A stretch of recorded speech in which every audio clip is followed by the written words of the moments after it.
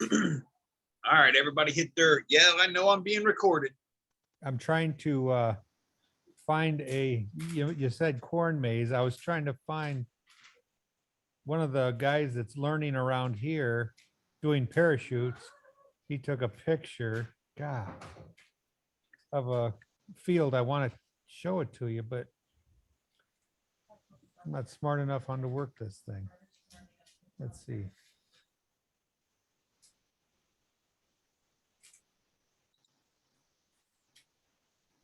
Oh, crap. Uh-oh. Uh-oh. I think we're going early. Yep, it's on. Well, not that much early. Yeah, I didn't get to do the whole. All right, well, never mind. I mean, we're here now. That's okay. All right, well, welcome to all the early birds. You get to see a few minutes early of the show of me messing up, apparently.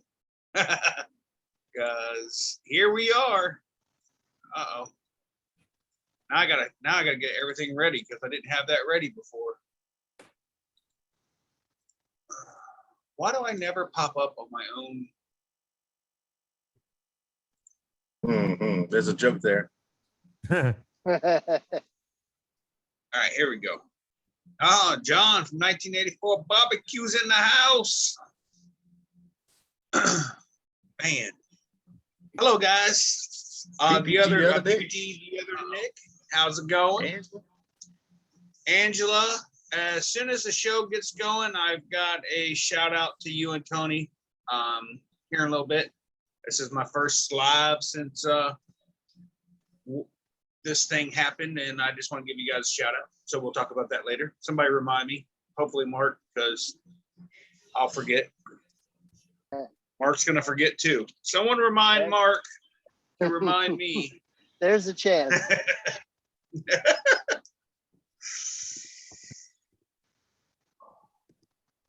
Well, I guess I picked up another subscriber somewhere along the way. Oh, very cool. At the rate my TikTok's going, I'll pass up my followers on my TikTok followers quicker than my YouTube subscribers. Wow. Are you on TikTok now? Yeah, it's ppgshane.com. Uh-oh. JP's got competition now. So that takes you to your TikTok and your YouTube, or just your TikTok? No, if you go to TikTok and type in ppgshane.com.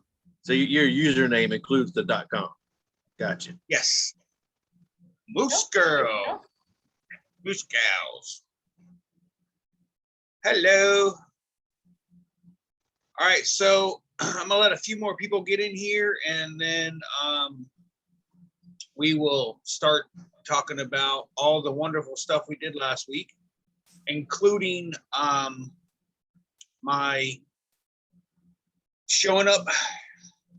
I don't even know what, Saturday, Sunday, Monday, Tuesday, Wednesday, Thursday. So 5 days early to Dave Purden's, which I wasn't at Dave Purden's, but I was at my wife's cousin's house, where Mark McElroy showed up with his dad early. Tuesday, Mark? Yeah, we showed up Tuesday evening. Yeah, man, I don't know why. Oh, there we go. I'm having the hardest time with this stupid computer. It won't let me hold Zoom up and YouTube. But anyways, I absolutely, Mark and his dad have a super awesome relationship between the two of them. And it's something that is really special between the two of them. And I mean, I know I always joke around and stuff, but dead serious. I would kill for a relationship with a parent like that, but I don't have a relationship with either one of my parents. But I absolutely love their relationship. I think it's awesome. Mark's dad is Johnny on the spot, dude. If you land, he'll come over and he's like, I don't know what I'm doing, but I'll help out.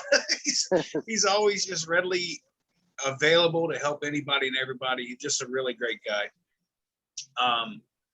I mean, definitely makes up for Mark being such a butthead. But I absolutely had a fantastic time hanging out with Mark and his dad for the first couple days. Then Will showed up, Wednesday night after dark. And then we woke up the next morning bright and early and headed to Dave Purden's, which was an event all in itself. Time you pulled in there, man, I don't know if somebody else tries to jump in here because it won't let me. Okay, there we go. Never mind. Let me get a sip of my soda. I've moved up to not drinking at all tonight, just so you know. But all right. Well, as soon as we got Dave Purden's, it had rained. I think the first, like a day or two before it, the Thursday morning, and the field was absolutely just soaked. I do remember last year we got there, the field, it was wet when we first got there, just a little bit. Wasn't nearly as bad as it was this go around. But man, we pulled in and I was heading for the same spot that we had took in last year. And when I got to where I was going, which happened to be completely the opposite end of the field from where we came in at, and it was just water, just standing water. So we end up on the other side, which I wasn't mad about that either when we got over there. It was actually pretty doggone nice. And it wasn't that wet. We had, what did we have, a day and a half of rain during the fly-in, or like raining at night? I can't even remember now. I know it rained a little bit during the day, but a lot at night. And that just absolutely that field, I don't know why that field can't drain. It's on a slope, it feels like, but it just stayed wet the entire time. Eric, anything you want to tell us about the fly-in? Not the leaving part yet. We're gonna save that. We have a special what do we even call this? A special story of Jade and Eric trying to leave. Well, Eric, let me ask you, what was your favorite part of the fly-in, other than me? Well, nothing. You covered it right there. No, well, yeah, besides just hanging out with everybody, I think that we all agree that that's probably the best, because we can all fly anywhere we want to fly at home, but it's really nice flying around that area of Ohio and seeing the river, and you can fly over the river and get to Kentucky and say, hey, you did 2 states. But it was nice. Jade and I actually got off the Earth and we went, I don't want to say south, because I guess it would be east towards the city, and we saw the bridges. I thought that was kind of cool. And I got to fly kind of low to the bridge. And of course, enough, if anything happened, I had an out. But she got some pictures of that. What, the barge? Very nice. McElroy. Oh, I'm sorry. Go ahead. I think the best was just being able to fly around and looking at the different fields. I mean, it's just in the mountains. I mean, everything about it was very nice. I still have not built up the courage to fly up and over the hills or mountains, whatever you want to call them, because I know on the other side it's just a bunch of trees. It's trees on both sides, and I'm like, man, I have to be up super high before I get over top of it. And then there's trees on the other side. I'm like, man, I'll just go. And you're talking, you can fly 10 minutes in one direction and do nothing but run over soybean fields and corn fields. It's as far as the eye can see along the river. And then you've got, a town on one side and a little, well, whatever 52 is, and there's little businesses and stuff along the way. So I've seen a couple really nice bucks Brian, if you go to my TikTok, you'll see the one that I did today. It's a real nice buck out on the soybeans. He just starts running directly from me and runs forever right out in front of me, and it's just really nice. Will Fly has a great side view of that same thing. I believe that'll might be in. I don't want to say it's going to be in his video. It might be in his video, but it's pretty awesome. Jade's busy right this second. Got it. McElroy, what would you say was your favorite part of the fly-in? Like with all of us, the hanging out and eating dinner together and just spending time is a lot of fun. And flying wise, Saturday morning, Shane and myself went to the south. We went way down south past the golf course and the marina, and then I had a beautiful sunrise and real heavy fog or clouds over the river, and that's the nicest flight I've had. In the last year and a half since I started flying. That's the best flight I've ever had. And it was butter air. Romantic. It sounds romantic. Yeah. Anytime you get to spend early morning with Shane and a sunrise, that's pretty romantic. So romantic. I get goosebumps. I will tell you guys that I actually did do, for the very first time ever, Eric brought a smoker and I did was it 13 or 14 pound brisket, Eric? I think that was a 13-pound brisket. I never done a brisket hot and fast. Had no idea if it was gonna work or not, but it wasn't. I think I could have probably taken it off maybe half hour earlier, but I wasn't mad at it by no means. It was actually, it came out pretty well. And but yeah, I was so nervous because I'd never done a piece of meat that big, hot and fast. I've always cooked them 15, 16 hours. And well, that one I think I did in less than 6 hours, I think it was. Another joke there. Nah, here we I go. saw Yeah. Brian. I saw Brian in the smile. I didn't say anything. I put something in the chat, but I didn't say anything. Solid. I gotta tell you, I got another story, and I'm sorry to interrupt. Okay, so when we pulled in there, Jade and I got there about 4:30 in the morning. We filled up with water right away, and we had no clue. Shane gave us directions, but we didn't write them down or anything, and it was, you can't see anything. So we pulled into the back of this park, and we got out of our truck, just crawled into the fifth wheel, and we went to sleep. We didn't even put out any slides. We just fell asleep. About an hour later, I heard my phone go off, and it was Shane going, "Morning, where are you?" And I told Jade, I said, "Well, I'm going to go drive around and find where Shane's at."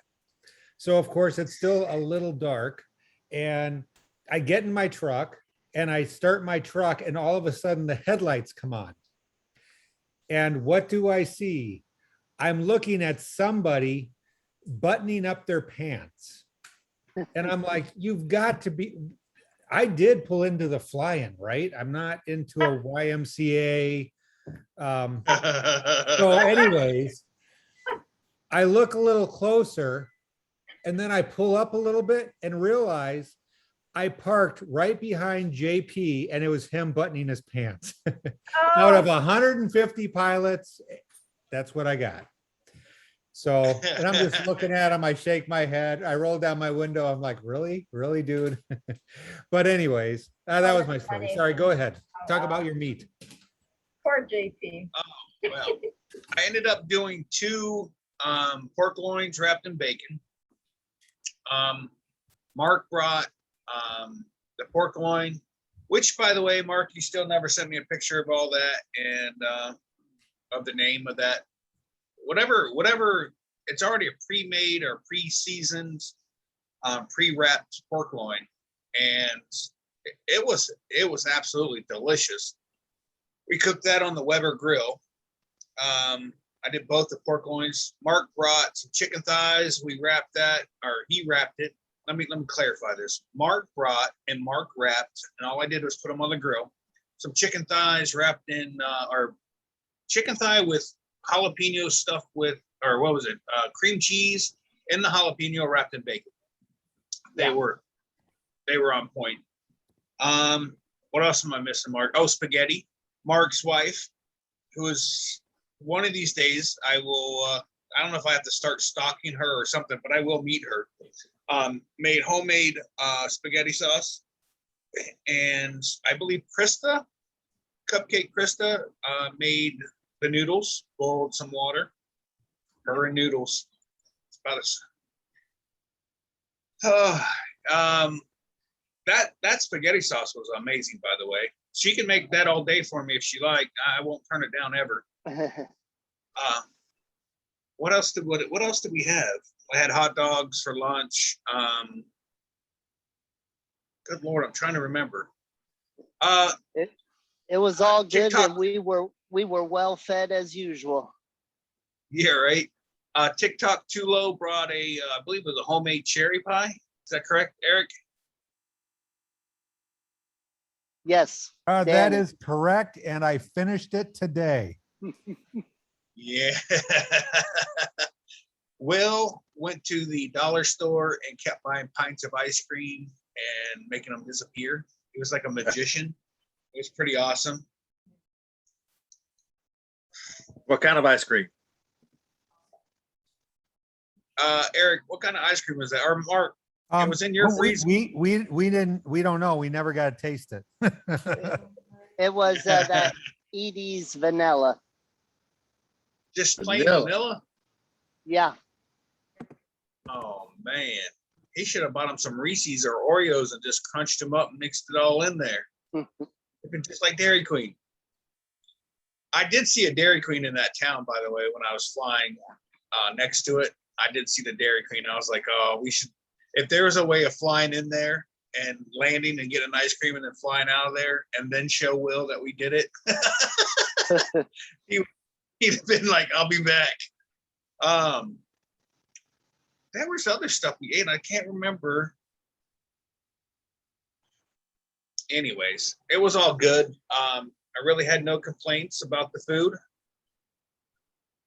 So No, the brisket turned out really good. I didn't get a piece of chicken until the next day. I actually, because I had one on my plate, I just had Jade put it in the fridge because I couldn't eat it that night, and I had it the next day, and that was phenomenal. That was really good.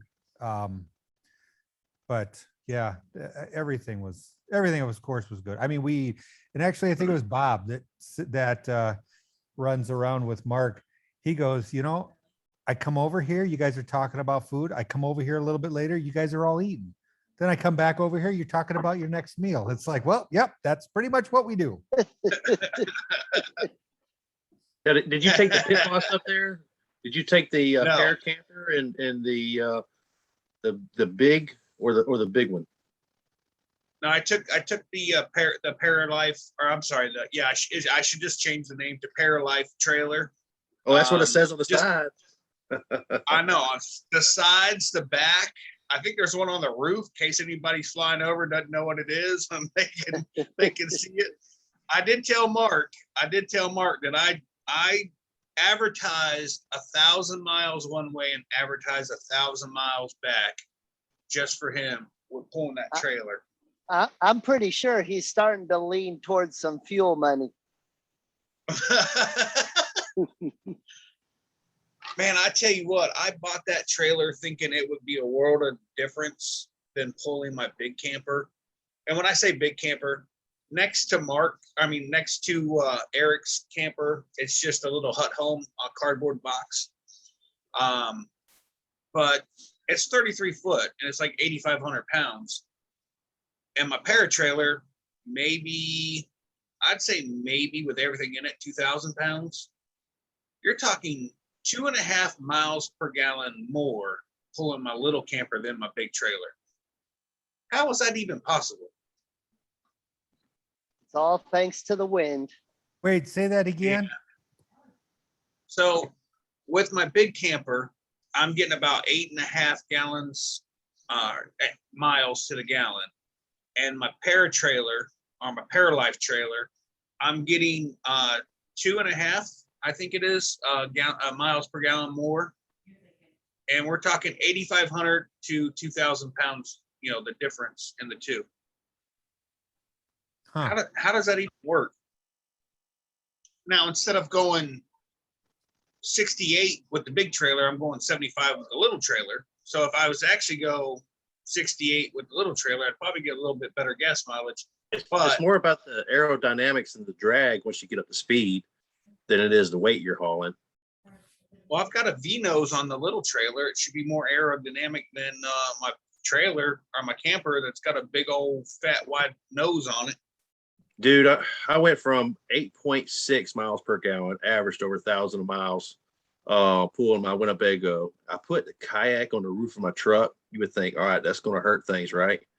I got an extra 0.5 mile per gallon on average over the next few thousand miles because it broke up the air in front of the camper. You know, Right. So you're saying if I strap Krista to the roof of the car or the truck, I take a chance of getting better gas mileage? she has to Like- be in a like head- recliner, in a reclined position for it to be best for aerodynamics. But yes, absolutely. Well, oh my God, DP, welcome. TikTok Tulo, we were just talking about you. DP and his wife, Yeah. DP. Holy crap, they were so thoughtful. They went to a little bar, it's a grill bar, whatever, called Patties and Pints that's in the town there.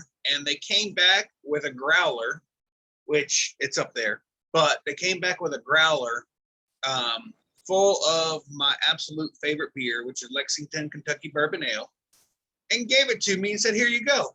I was just like, oh, I did not take my eye off the refrigerator and feared that somebody was going to try some or take some, because I don't share that beer. That's my beer right there. But yeah, it is very thoughtful, and it was awesome hanging out with the two of them. They're two of the nicest people that you'll meet. Absolutely just genuine people, and I love it. So, where was I going with Mark? What were you end up getting with your dad's truck, mileage wise? Was it better than your truck or worse? Around 10.5 miles to the gallon. And my truck got about that same thing without the box. And so we'll see if the box improves it at all. Yeah, Mark built a box in the back of his truck to fit his paramotor and some other items in there. It's got a huge V. Well, it's angled, so it's almost in line with the windshield. When the wind comes up the windshield, it would just kind of keep going and then go up and over the trailer. I don't know if he actually designed it to do that aerodynamic thing, but if he didn't, or if he did, he nailed it, because it looks all streamlined now. Man, he works for United. Of course it's aerodynamic. Oh, it's Delta. Oh, sorry. Oh, boy, that hurt. Golly, that's the last time I call you Mr. Jade Lear. It's over. Pull the knife out of my heart. Oh, that's rough. Shots fired. Oh my God. So is Jade ready or no? Jade, you read? No, She she's got on the that. phone. Okay. So my favorite part of the fly-in, like I said before we got there, this was by far my favorite fly-in so far. Hodges Field has the LZ than any other place I've ever been to. But when it comes to things to see and places to go, Mark, we didn't actually that morning. I kind of wish I would have just pushed us, kept going in that same direction. But when I turned around and seen the clouds rolling in, I had to go play in those. But last year we went about 8 miles south of, or I don't know, north of the Ohio. Which way is the Ohio River run? So that would be south. Wait, I don't, dude, I'm so lost when I'm not in my own area. I couldn't tell you what north, Yes, east, south, west. Saturday morning, we left the field and went south. Okay, so we went south last year about 8 miles, and it just got prettier and prettier, and there's just a ton of things to see. And it was, but like I said, when we turned around and I saw the clouds, I just immediately climbed up and got over top of them, which I told everybody not to be messing around over that river because that river is moving fast. And if you go down, you're done. And I was over the cloud and I started doing some wing overs and just goofing off, playing around. Then it opened up a little bit over here, opened a little there, and then it opened up right where I could see directly down. And I realized I was over the river. I was like, oh, that sucks. I was like, I'm not comfortable now. But yeah, it was absolutely just gorgeous. I mean, I love that place. I'm going to go back every year that I can.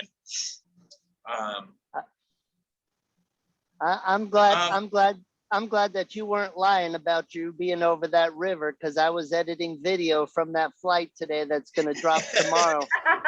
So don't lie. No, actually, Mark, I'll be completely honest with you. When we went over to the Kentucky side, the cloud was a little bit more towards the Kentucky side. So when I got into it or over it, I didn't really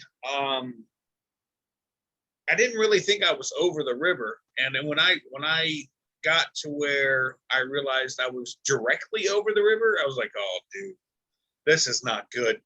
So we shortly abandoned that cloud and moved on to another one that was over for sure, over land.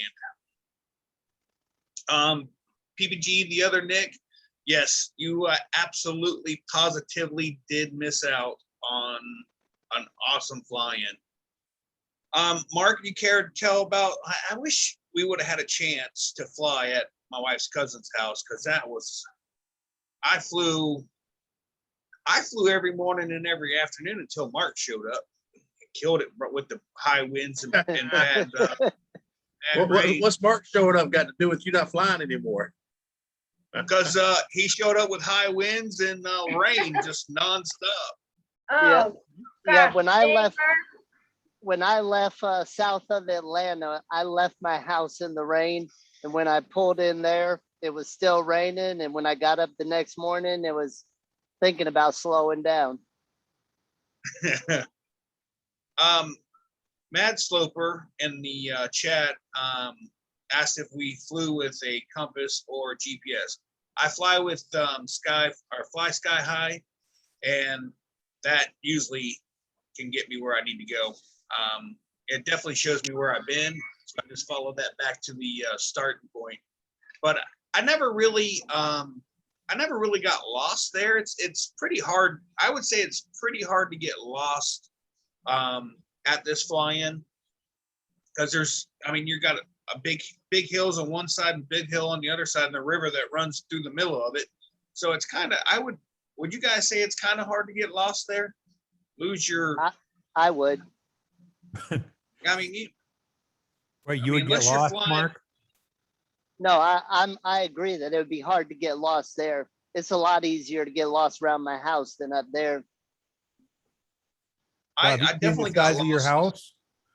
That's a pretty big house. You know I'm homeless. Come on now, don't rub it in. Exactly. Hey, No, if you got lost, all you gotta do is fly the opposite direction you were going, follow that river, because you'll find it. Yeah.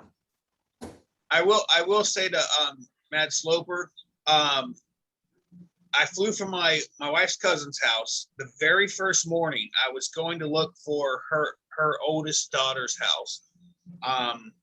The last couple of years they've had a deer farm, so their big pen, it's a couple acres wide or big, and it's got black material all the way around it, so the inside deer can't see the outside deer and vice versa, so they don't charge the fence. I was looking for that, And I'm like, I don't know where exactly. I've only been to her house twice. I kind of know where.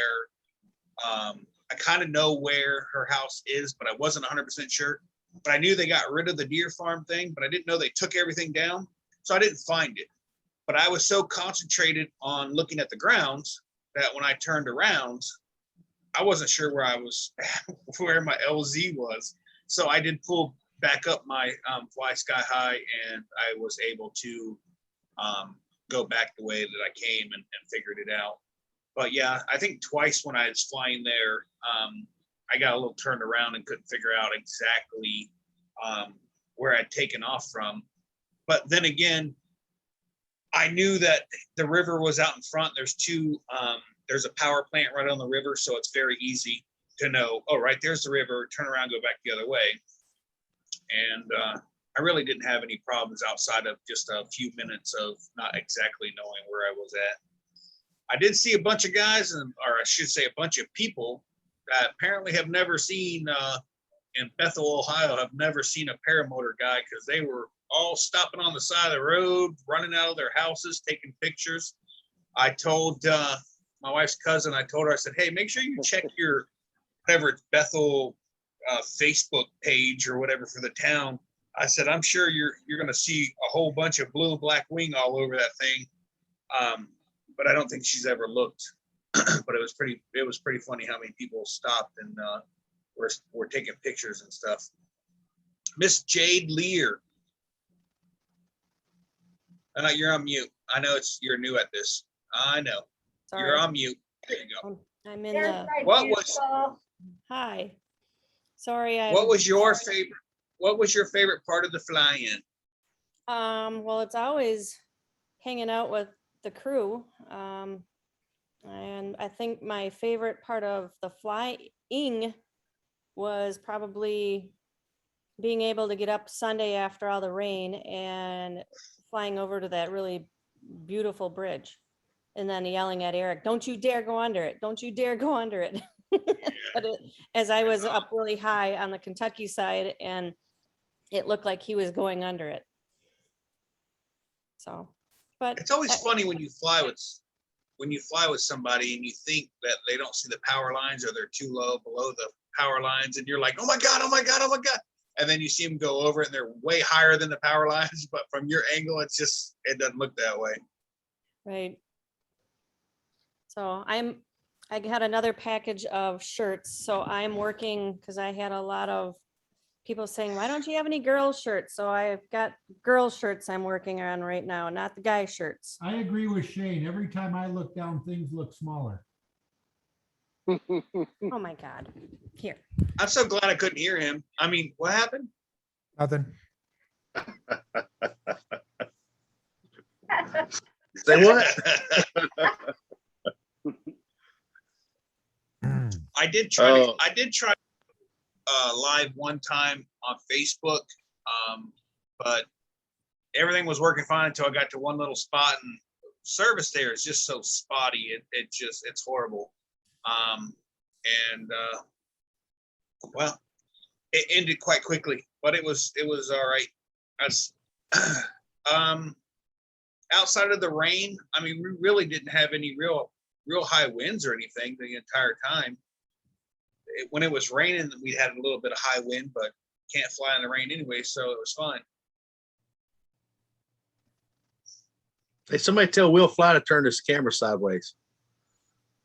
No, Uh-oh. Will's in a ditch. Oh, Ah, well, now you're upside. Well, okay. There it is. I will. Will's at the drive-through at McDonald's trying to find a wife. That's Derek. I'm trying to find Wi-Fi. How's everyone doing Hey. tonight? Doing great, Will. Yeah. Now that we Where you- see you, Will, now that we see you, we're awesome. Stop it. You know, Will, you know what Eric and Jade should have done to you Monday morning? They shouldn't have woke you up. They should have just started moving the trailer, and you would have thought while you were sleeping, you would have woke up thinking, I mean, it would have taken another 3 hours for it to get moving, but once it started moving, you'd think you're on your way to Wisconsin. It'd be like Yeah, an earthquake. they could have It was an earthquake.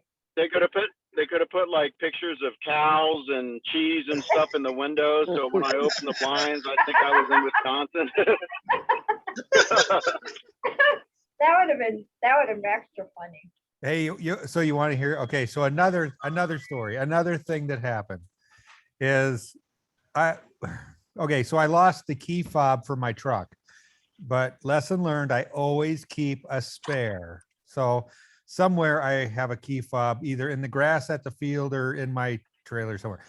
So I was in the truck looking for the spare or another key fob, and Jade starts walking out of the camper. All of a sudden I hear a big pop and then just a bunch of water gushing from the awning. No. No. Hold on. You got to tell the story. The first setup. Oh yeah, What happened? the first setup when is I get out of the camper and Shane's walking around and he goes, dude, your 10 by 20 tent you just bought didn't withstand the storm. I'm thinking, storm? We didn't have a storm. We had a little bit of rain. That was about it. I walk around and he wasn't joking. That 10 by 20 instant setup thing was on the ground, and I think all the water dumped into the trikes. You've got to be kidding me. Oh, well. So then, I mean, and this is like not even 20 minutes. Jade comes walking out of the fifth wheel. Here's a pop. I look over, just water is running, and it's running onto Jade. What happened is the little shock absorber, or the shock that holds the awning out, broke from the weight of the water, and basically it bent the arm of the awning. So then there's Jade, but I am not kidding. I have never seen Will move that fast because he was still in bed, and it was like 2.8 seconds. He was up around the corner and standing at the doorway, making sure that, whatever just happened wasn't going to affect him. Oh, come on, I man. was curious. It was not a pop. It was a loud bang. Yeah, it Might was. have sounded like a pop to you. I was just curious of how when he jumped out of bed so quickly, but still ended up at the door with a cup of coffee in his hand to see what was going on. Come on now. And just to point this out, Will is eating again. If you were Will at always McDonald's, eats. would you not be eating an apple pie? No, never. Well, I was talking to Eric, but Hey, I'm not. No, I'm saying is if it would be gone by now. yeah, okay, there you go. Well, this is the second one, and it's about to be gone. And I'm sitting here eating chocolate chip cookies. Oh, poor Mr. Lear. Are you gonna be okay? Chocolate chip cookies? So I did end up ordering all the parts for the awning today, and they'll be here next week. Good. As Isn't far that as- a warranty okay. type thing? No, it's not going to be warranty. It's stupidity because we didn't Yeah, they lower don't the cover. arm. They don't Yeah. that action. Yeah, Yeah. Eric So- just literally opened that 10 by 20. We opened the package and pulled the cover off of it, brand spanking new. Less than 15 hours, it's garbage. Yeah. And Hey, I walked you out know what? and I'm like, It was fine. it was worth it because remember when Will and Ben were trying to put the top over it? Yes. I mean, we had Will on top of Ben's shoulders, and they were trying to drape the top over. I'm like, this is awesome. I hope somebody has that on video. Ben's a strong dude. Yeah. He's yeah. stronger than he looks. I Yeah, should well, have been we- able to get a replacement arm off of yours for mine. What, you need parts too? Yeah, I'm not off my camper, but off of my 10 by 20. I have Oh. one of the section arms is broken. I keep forgetting to Oh. order a replacement. Yeah, if you need a replacement, if you go down to Ohio, you can pick it up. Yeah. Yeah. Mark, I didn't even think about that. Holy crap, I could have unscrewed about 12 of them and gave you backups. I'm actually writing a note right now, so I'll order one tomorrow. Hey, saying that the term going down to Ohio just does not sound right. No, I don't ever go down to Ohio. I always Down to go up. Ohio. Hey, I want to, real quick, before I forget, let me run through here and say hello to everybody. I've been kind of caught up. We got Sean Nasker, Angela, Tony, JP Tulo, Matt Sloper, Walter, JR Paramotors. I know I've seen Jeff Dean's in here. Let me go through here. By DP. Let's see here. There ain't that many people here, so it can't be that hard to figure it out. The PPG, the other Nick. Oh, fly, baby, fly. PPG in the house. He's had some family issues. I hope everybody's doing all right now. Let's see here. Scary Barry, Scroopy. While I'm giving shout outs, I would like to give a special thank you to Angela and Tony for the card that they sent me. It was very touching and I greatly appreciate it. My wife and I thought it was very sweet of you guys. And thank you, thank you, thank you. Kent Stamey. Who am I missing? I don't know. Okay. So not to change the subject, but there's a gentleman that I hang out with from time to time, and the guy never ceases to amaze me. He will never tell you, you have no clue about the guy, and then just you go on Facebook and there he is in a biplane. I mean, how does one just stumble across and fall into a biplane and go live? Oh, JP Tulo, hello, John Wayne. Sorry guys, I missed you. How does one just decide, hey, I'm going to pull my biplane out and start flying and don't tell nobody? Well, Oh, you talking to me? no one else around here is flying around in a biplane today. That is my cousin's biplane. What did And I it's tell you? I told you. I'm like going, he probably just, oh, it was in the garage. Oh, well, let's take it for a spin. Dude, I'd be bragging about that.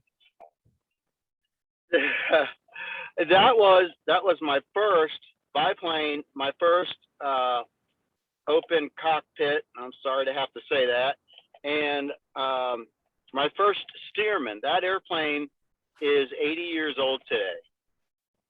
Woo. And it was the most exciting airplane I've ever ridden in, ever. Wow, I mean, that's just amazing.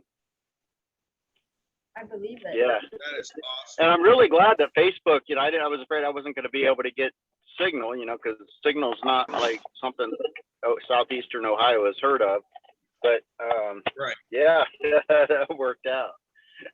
Well, I'm sure all Well, you had not- to do is not log only- into the Stearman internet. Don't they have a mobile internet on the Stearman? Yeah, they do. They got a hotspot there. Okay, good. But off to the right, off of the right wingtip was my other cousin flying in formation with his plane. So it was just a lot of fun, It was too windy to fly paramotor today, though. So maybe tomorrow, we'll see. It's supposed to rain all day tomorrow, I think, but whatever. PPG, the other Nick, wants to know, did you walk on the wing? Oh, like That's how hard- like the ladies did? Yeah, I know what I know what he's talking about. Yeah, no. So seriously, all joking aside, if you get a chance to fly in a Stearman, take it. You will, even if you have to pay for it, you'll love it. Yeah, I saw it and I was just like, man, I never thought about flying in one of those, but I think I would in a heartbeat. I did not stop smiling until I landed. I mean, it's just like, you would love it, Shane. Hey, were you As wearing you a know, leather helmet? What? Were you wearing a leather helmet? No, that was my, no, it was my cap. Oh, okay. Turned backwards, because if you don't do that, the wind will catch it, and well, yeah, Right. away So it now, would go. did you know your cousin had this in the garage and you were gonna go up on a flight? I knew he wanted me to fly around the farm, but I didn't know we were going to take the Stearman. So yes and no to that. He just recently got the Stearman. Any plans on flying a spaceship up into space that we need to know about that we'll see next week? Or? No, no, nothing like that. This guy, the farm actually has 22 runways, and they aren't. He calls them runways, but this guy, he flies bush plane. He's a bush pilot. So he'll land on a freaking top of a pine tree, you know what I mean, and call it a runway. It's just incredible what height of a space you could land some of those planes in. I would be curious to know if anyone in the chat has ever flown in a Stearman. I can't see the chat, but I'd be curious to know. No, Walter says you're one lucky person, man, getting to fly in a Stearman for sure. Yeah, I have to agree with them. I really consider myself blessed to have had that experience. That's pretty cool, man. I mean, if anybody could fly any plane or helicopter or jet or paramotor, what would be the number one thing you would pick to fly if you could be the pilot in command? Who, me? All of you. Well, it would be a Stearman. I've always wanted to fly a I've- P-51 Mustang. I've Yeah. only ever been in. I've been in a helicopter once and a plane a couple times, like a commercial plane. So I have no idea. But open cockpit does sound like it'd be pretty awesome.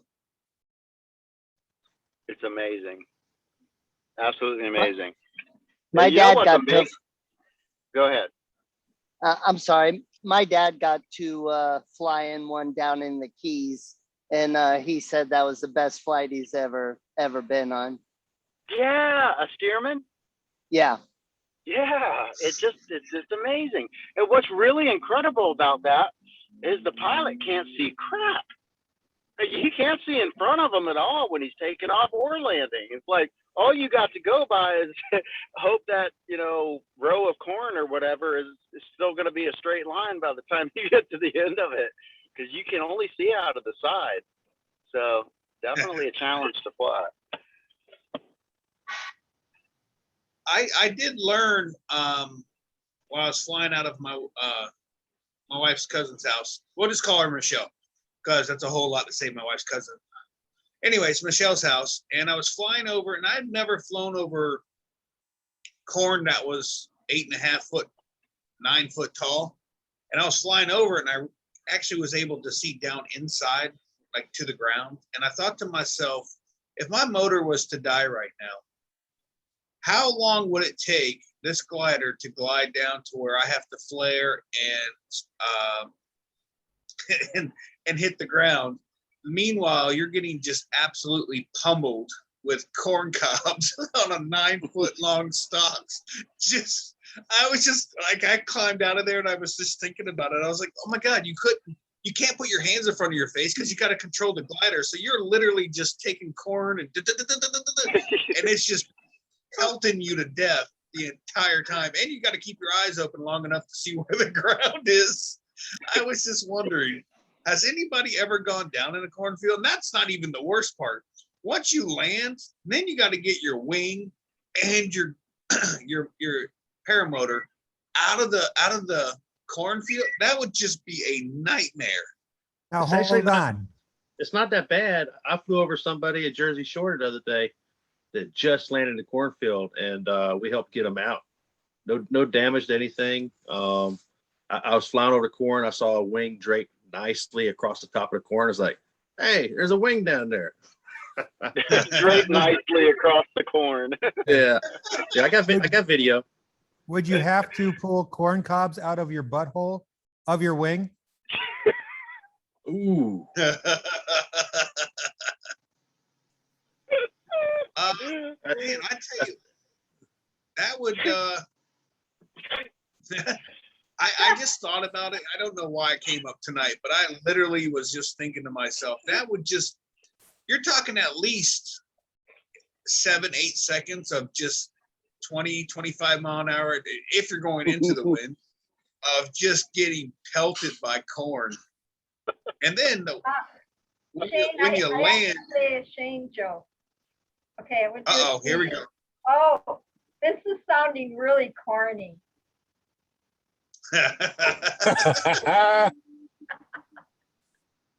So once the corn hits your prop and you liquefy it, is it a corny joke or is it cream corn? Oh, geez. It depends if it goes through the prop, To right? corn hold? Yeah, right. Or You are you what? the corn dog? I was hot dogging until I hit the corn and then I became a corn dog. There you go. See, now we're working with. I like that one. Oh, I tell you what, those people up in Ohio around Dave Purden's, I mean, there's people coming from all over out of that town and parking at the park next to us. And I mean, they were just absolutely in love with it. They did the same thing last year. That area just absolutely loves having us over there. I wish, I know it was JP Tulo. How fast was he going over the speed limit, Eric?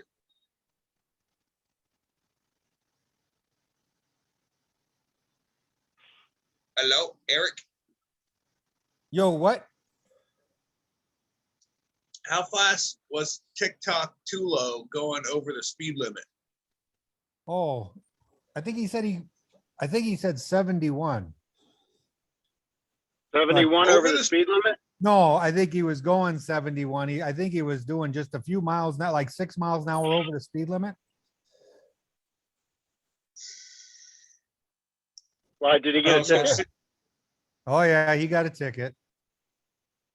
Dang. So I was passing an Ohio cop, and I took a picture of it, sent it to him. And I said, "Hey, is this your buddy?" He goes, "Yep, that's him." Get him. On that video that Brian is screen sharing, you can see where the guy, like where his body and motor went in and plowed a section, and Oh, then yeah. the wing nosed forwards. Oh, yeah, Yeah, for sure. I met the guy and I circled around. I yelled at him. He came walking back to the area and everything. And I yelled at him, "I'll go get help. I'll get you a ride, come back." And I did. And my buddy, Chris Oker, just landed in the grass field right beside him. He saw that somebody was down in the corner. He didn't even think about it. He just landed and went to help him. But yeah, basically I went back to the same spot, flew 5 days later, and all that corn, that 4 foot by 10 foot section where he went down, was half of it was standing back up. So there wasn't that much damage to the crops. They were able to pull the wing off the top very carefully. The guy didn't have any scratches, no damage to his equipment, walked out. It was, pretty anticlimactic, I guess. So I've heard of people landing in corn getting pretty scratched up, but this guy was shorts and a t-shirt, walked away without a scratch. Yeah, JR Right, said we were talking about landing in the corn, and he said it's going to be prop corn. You That's sucker, good. you just stole my freaking joke. Eric. Dang, man. Knew I had a good one too. Somebody tell your Yankees that I was somebody's gonna say, yeah. No, yeah, it's I was just, gonna it's say, just like, if you ever got hungry, you could have popcorn. There you go. Popcorn. Oh, I get it. I got it. Popcorn, gotcha. Hey Brian, it's his 4-year-old daughter typing on his computer. Is it? That's hilarious. Yeah, I keep seeing it too, and I'm like, "What is that?" Oh, and he already told me, or I seen it in the chat that he said it was just it was Natalie, his daughter. typing on the computer, and she's shotting the show, and then he's sending it to me on the phone. That's pretty awesome.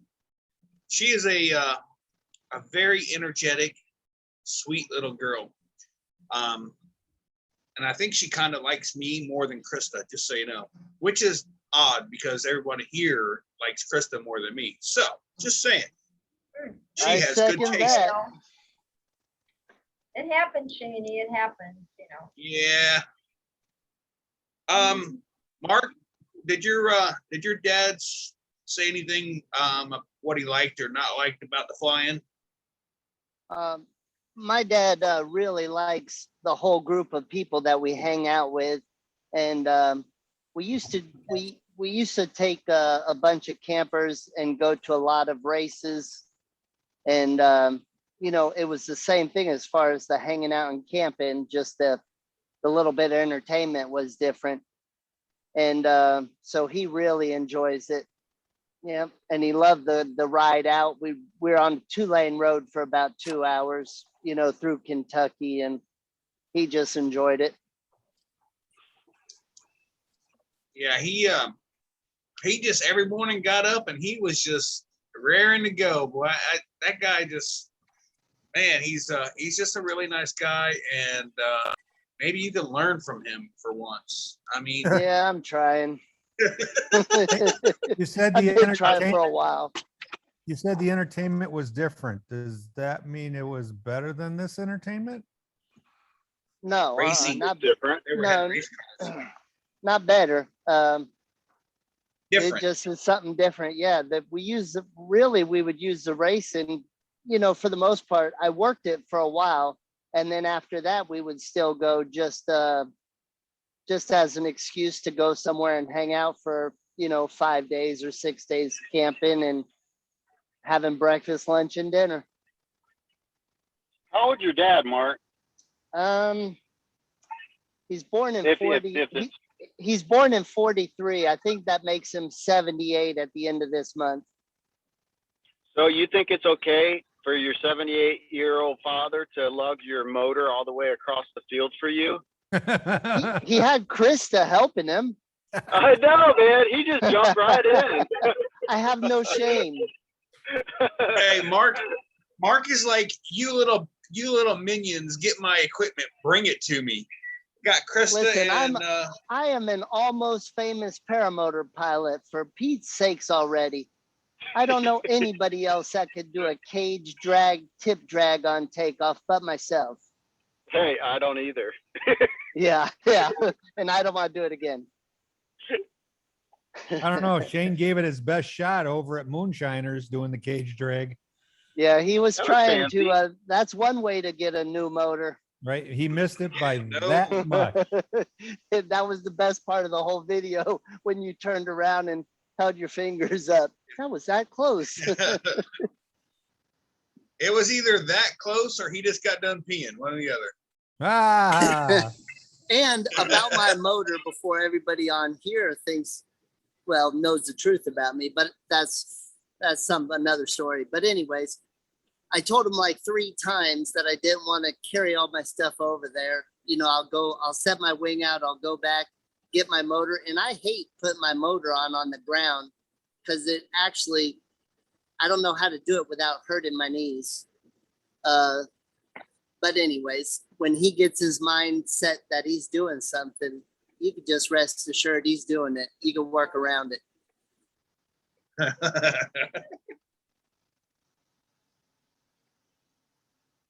Yeah, he's definitely a right there, ready to help out.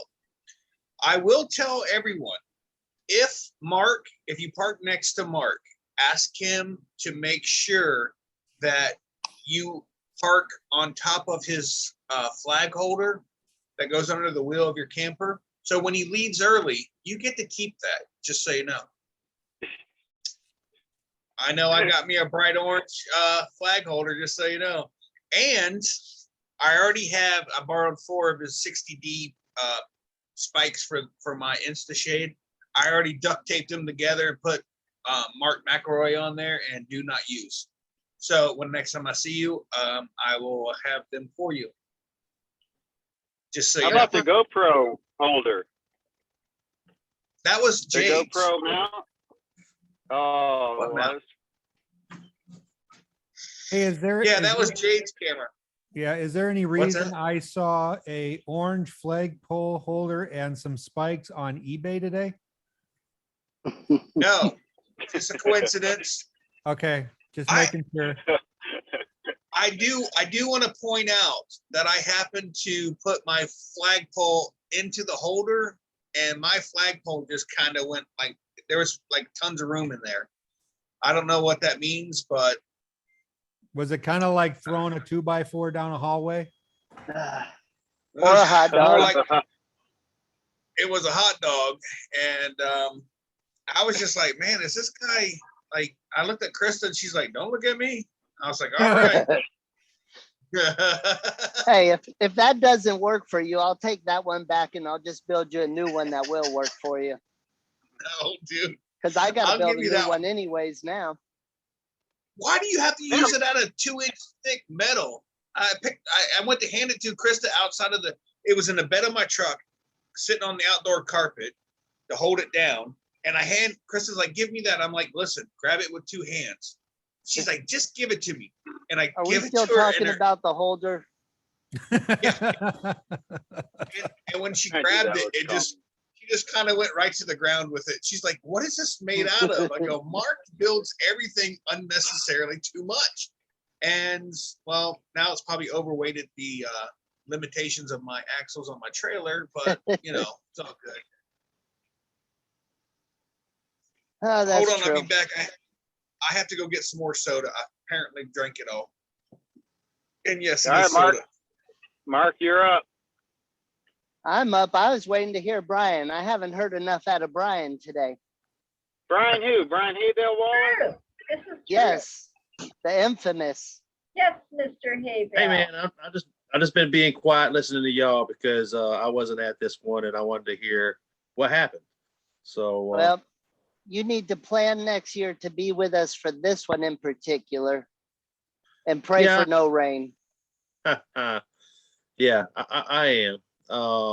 Next year I plan on hitting a balloon fest in Pennsylvania, and then coming down hitting Dave Pern's, and then endless foot drag on my way to Colorado with a camper next year. About to head out there for a hunting trip, and I'm not taking any flying gear with me, and I hate that big time. But next year I'll plan a little differently. Hey, And yeah, DP, you're right about the no rain part. DP in the chat, I'll get back to you in just a second. But Brian, you just brought up endless foot drag, and I'm not sure if everybody's aware in the community, but I saw that Michael Holiday, the guy that puts it on, I got to meet him in Texas at Kyle Matula's when I was out there training, and he came out there to pick up a trike for a couple days, and I got to meet him and hang out with him a little bit, and he's a really nice, real good gentleman. And anyways, I heard he passed away Saturday. Oh no. Yeah. Yep. And it said that's the person that put what is his connection to endless foot drag? That's his baby. You know, he's the one that put it on. And anyways, they're going to continue to have it. And they had talked to him, you know, while he knew he was probably going to pass away. And he said he wanted them to, keep pushing forwards with that. But he was a heck of a guy. He wasn't a friend of mine. But I got to hang out with him for 2 or 3 days, seemed to be a really good Christian man. And yeah, he passed away Saturday. So keep his family in your prayers. Right, that's right. So sad. I'm so sad. Hey, I've got a couple of questions from Mad Sloper. I'm sorry, yeah, Mad Sloper. What is a typical fee for entrance and for a fly-in? This one was $40 and then $20 for a shirt, which you didn't have to buy the shirt. To be honest with you, I kind of felt like I needed to buy a shirt to make sure that I actually was able to get into the fly-in, because they limited. It was supposed to be 150 pilots, but I think they bumped it up to 182. I know at Swanee, what was Swanee? Well, it was only like was it 25 or something at Swanee, Brian? Do you remember? Yeah, they've Yeah, all been that- around $20 a night or something like that for the camping park. Right. But then there's usually an entrance fee and a pilot's fee if you're flying, not camping. Yeah, I'd say on know. average $50.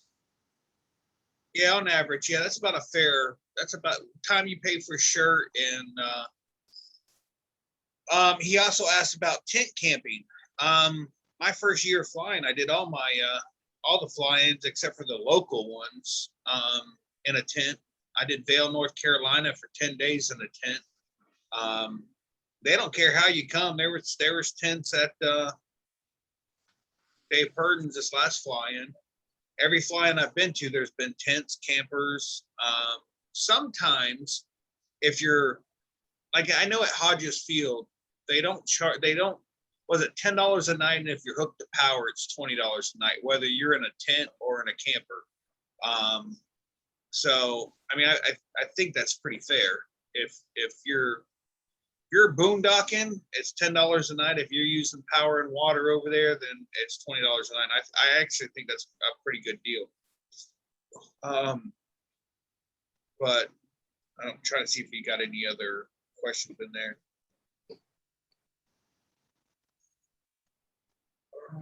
Hopefully that answers most.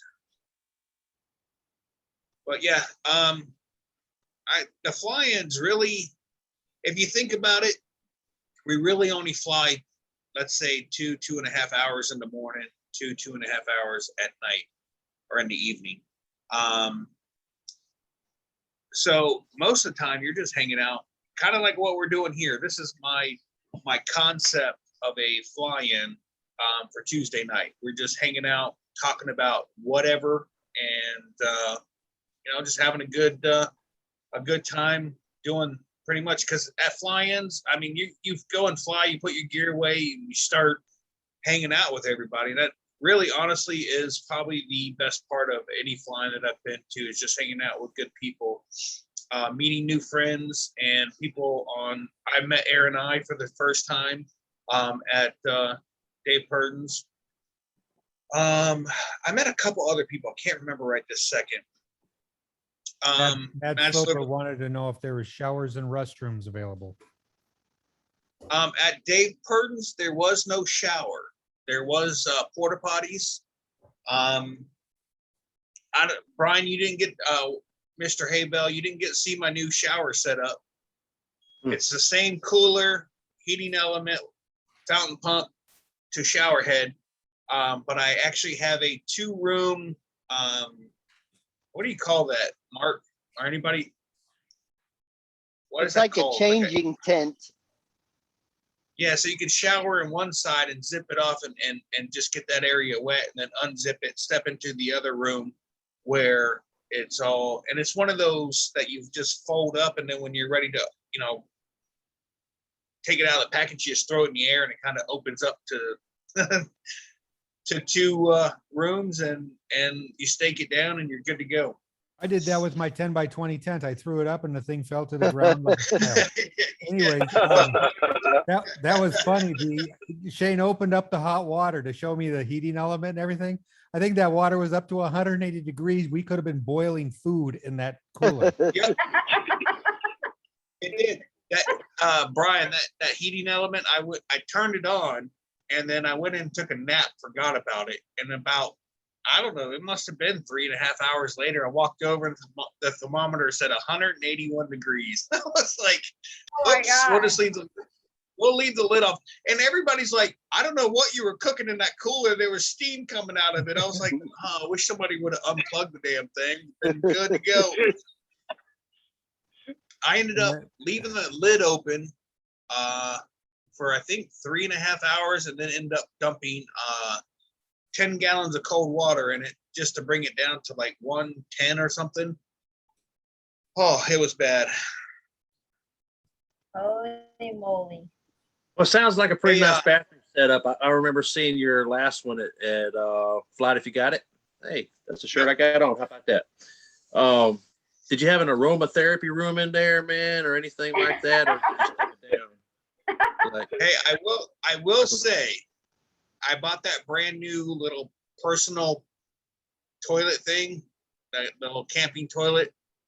It did not get used. Know why? Because we parked within because nobody 15 poops in Shane's stuff. That's why. No, Nobody No, poops in it's my actually just- camper. yeah. And that was actually, this is just for Krista's nighttime run, if you will. But we had parked so close to Nighttime the run. porta potty that he didn't need to use it. So I was kind of very thankful for that. I bought it trying to be nice, but in hopes that she would never really use it. So Yeah. she didn't use it. So far it's all good. We did put clothes on top of it to get, dried off, put our dry clothes up there and stuff. It worked out great. So Angela in the chat wants to know, is there any good drunk stories to share? Drunk stories? This is what I want to hear about. Drunk I don't- stories? I can tell you the night DP and Mrs. DP brought me that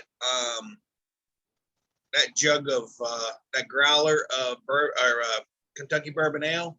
When I finished that last beer out of there, Shane said goodnight because I was feeling good. I was like, yeah.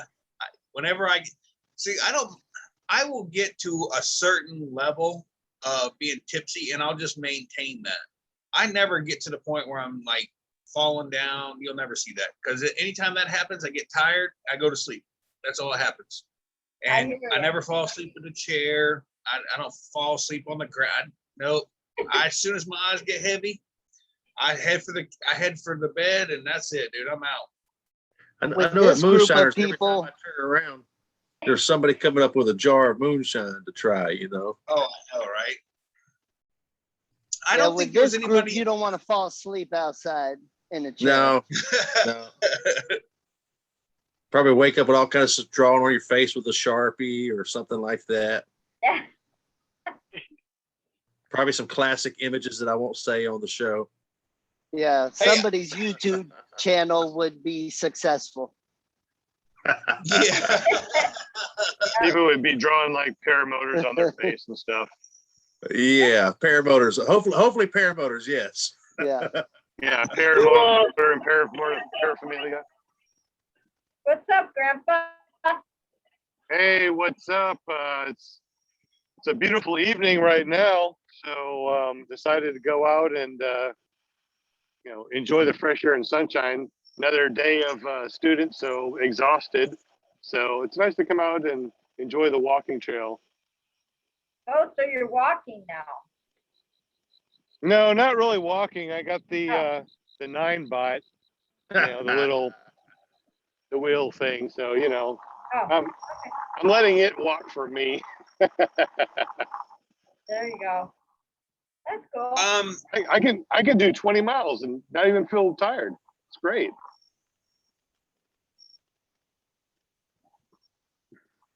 We missed you last night, man. Yeah, what happened last night, Sean?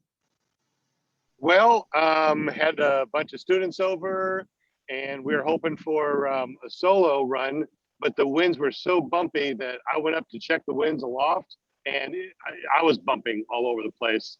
So I was thinking, if this was my first time going up, and I dealt with this type of wind, I would never want to fly again. So Yeah.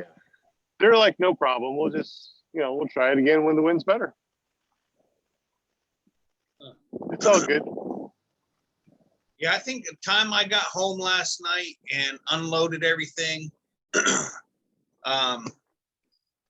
was like 9:30, 9:37. I think is actually when I jumped on YouTube to see if Jade was still on last night, and it was already over and done with. But so when I was in Ohio, my daughter calls me and tells me that the tankless water heater blew the main fuse in the house. There's a burnt mark on my wall, and it burned up. And so when we got home, I inspected that particular thing, and then told my wife, I said, don't worry about it. We'll just go to the camper and shower out there. And then, that'll take care of our showers for right now.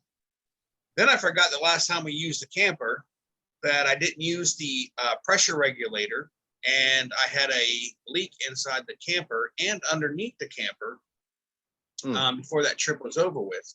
So here I was like, well, I'll fix that problem. I will just use the pump that's the holding tank that's on the camper. It holds 40 gallons of water. I figured, hey, I'll just put it in there, and it's not hooked to the city connection, so it won't leak.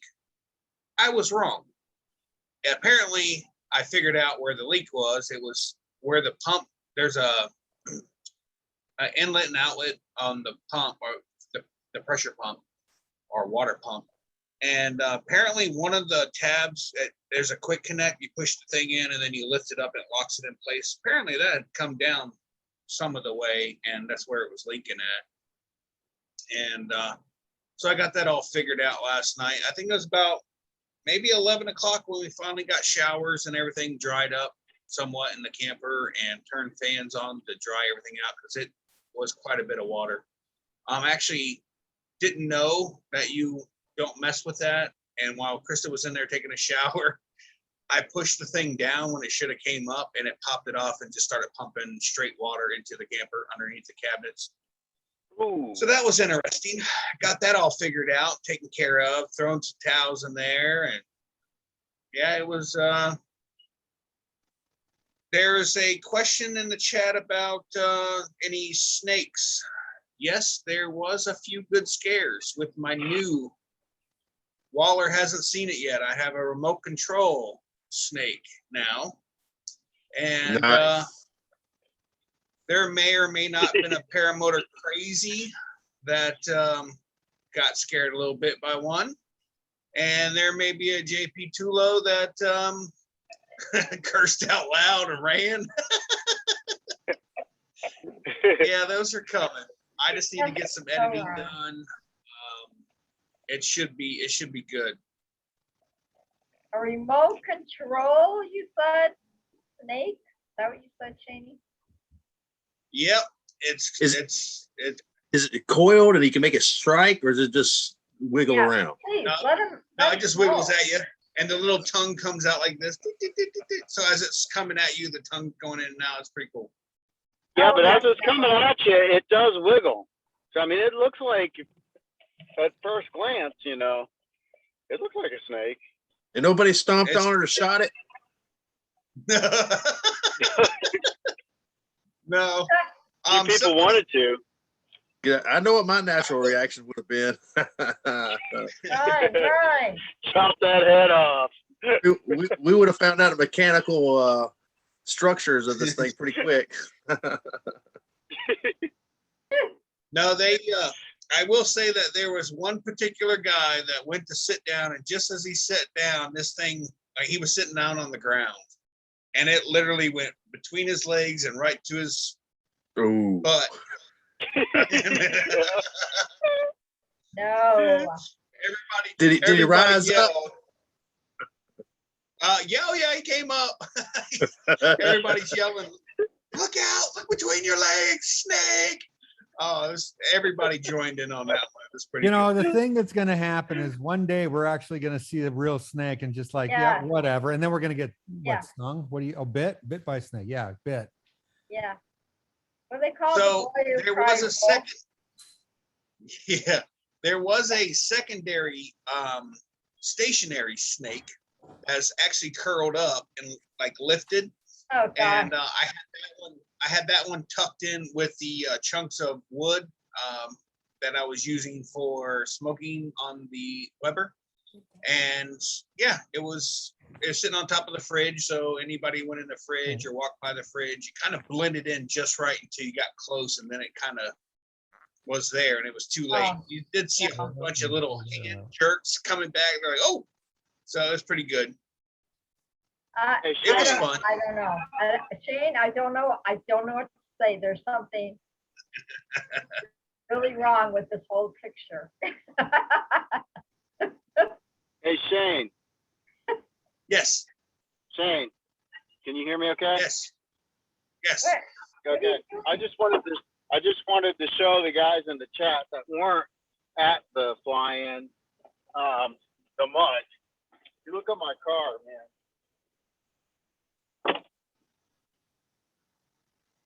That's like all over my windows and everything. Man, Hey, it is just Whit- like freaking. It's a freaking mess. I'm gonna after here. I'm gonna go pressure wash the car or something. But Yeah, when I met dang. you at Moonshiners, your car was white. Yeah, Yeah. my car was clean until I left, and that was my favorite part of the flying was the getting away from the mud. I'm just kidding. Of course, the favorite part was the people, but wow, it was good to get out of that. Are you It was kidding me? tough I will You to got tell do, you- like, even. you have 5 spots of mud on your car. And did you see my Yeah, right. truck? Well, yeah, I saw your Have I see your truck. Have you seen my paratrailer? Because when I first left at 5:30 in the morning, I was moving forward, but I was like saying to myself, I should be going faster than this. And I didn't realize I was absolutely just peppering the front of my paratrailer. That entire thing is just caked in mud. I was like, oh my God. Hey, you And I didn't didn't hurt even the think about Paralife logo, did you? Yeah. No, I actually got out and took a napkin and cleaned that part off. I left everything else dirty. Ooh, And I thank did God. get a couple. I did see, and I never did this before until Will, one of his videos where he was, I think he was on his way to Bad Apples, and you were talking about people taking pictures of the paramotor. Like I never noticed anybody paying attention to that stuff, but on the way back, I think 3 or 4 people take pictures of the side of the Marks logo, and then had one person, I'm assuming they were zoomed in on the paramotor the paramotor guy hanging from the mirror, because like I could see her like moving the phone so she could, I guess, zoom in on the paramotor guy hanging from the mirror. But I never noticed anybody paying attention to that until after your video. Yeah. It makes me feel good, man. I mean, I see people, as they pass by laughing, you know what they're talking about. But that makes me feel good, bringing some laughter to other people. And I could just imagine if it were me, I'd be thinking the exact same thing. Is that guy crazy? Or, I mean, I've actually had people look at me and do this. It's like, yeah, I understand, man. I know exactly what you're talking about. But try it, you might like it, So Eric, so the fly-in's over with. It's what time in the morning did you guys decide to leave, and can you tell a story about how you just pulled right out? Oh, yeah. No, so we tried to get up at 5 o'clock so we could see Shane and Christoph. But of course, Jade wanted to stay in bed. She didn't want to get up, so I didn't want to disturb her. So 6 o'clock rolls around and I'm like, all right, let's get up. We have to get Will going because he's kind of a slow morning guy. So we go and, get coffee going, get Will going. We hop into the truck after we get everything put away. And this is about 6:30. We put it into drive, in 4-wheel drive. And I slowly push on the accelerator and the truck just dropped about 3 inches in mud. Didn't roll 1 inch. It just dropped. And so we pulled the truck, from underneath the trailer, raised the trailer up a little bit, put wood blocks under the tires, brought it, truck back, hooked the 5th wheel back up, put it into drive, and all it did is basically spit out the blocks. It was not moving. The trailer was it was stuck in the wet grass that was now indented, probably 3-4 inches. So we're sitting there and some guy in a Ford truck comes over and he gets out, you know, oh, I'm not going to miss the opportunity to pull out a Chevy. And I just look at him and said, yeah, well, whatever. Right now, I don't care if you drive a Chevy, Ford, or Dodge, man. If it can get me out, I'm happy. So he gets out a strap and he hooks up the strap, and I don't even think the strap got tight, and he was spinning in 4-wheel drive. So we we just unhooked the strap, and then he slowly motivated out of there. And we ended up calling in a wrecker, and they showed up fairly quick, I think within half an hour. But he had a flatbed, 2-wheel drive flatbed. And I'm just looking at this thing, and I look at the guy coming out, you know, and I'm like, it felt like the movie Jaws. I'm just looking, man, you're going to need a bigger boat. That's not. So, and he walks over and he's like, hey, I only got 2-wheel drive and a flatbed. This ain't going to do much good. So he ended up leaving. He said he'd come back in a little while, and he wasn't kidding. It was a little while. 3 hours later, not 2 hours later, they showed back up, and his buddy, he still had his flatbed. His buddy came with a wrecker, and I gotta say, I'm not real good with distance. I was gonna say length, but I'm not good with distance. And I'm gonna say like 300 yards, so 3 football fields from where we were to Hard Pack Road. And they ended up basically dragging us out with a cable at 30 feet each time. They had to reset, drag me 30 feet, reset.